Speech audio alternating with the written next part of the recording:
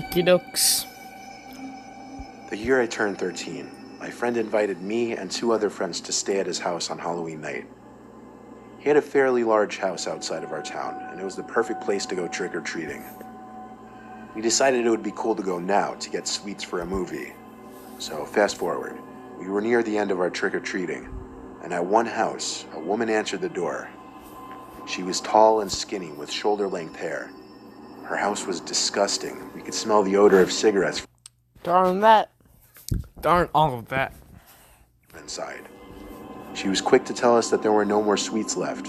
However, she could go try to find something for us.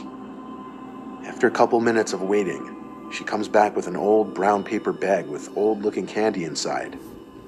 We kindly deny the bag and tell her we're getting picked up, so we better go. She grabs one of my friends and says, "No, please." But my friend pulls away from her, and then she quickly shuts the door. We knocked on a few more houses before hearing something going on near the parking lot of the housing complex. Someone exclaims, "They took my child, they took her, they took her."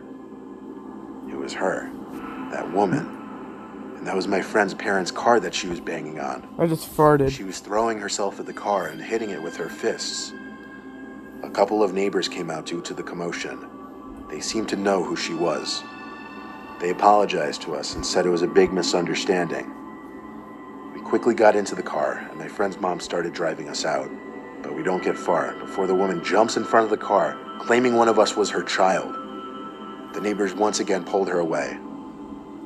It was later that night, however, when things truly began. We stayed up late like any teenagers do at sleepovers, and we watched some scary movies. Out of nowhere, the light turned on in the hall. We could see it under the closed door of the bedroom. We assumed it was my friend's parents who were about to come in to tell us to get some sleep. No, they weren't. However, no one came in. I decided to have a peep out the door. Nothing at all. My friends joined me to see why the lights suddenly turned on. No. Out of nowhere, my friend says, "It's her." And through a large window facing the backyard, we see that woman standing there, looking in. However, the second she saw us stare at her, she ran away.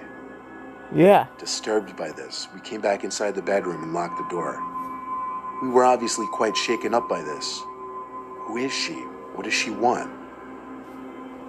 We sat around for an hour, nervous, on high alert. However, we eventually did somehow manage to fall asleep.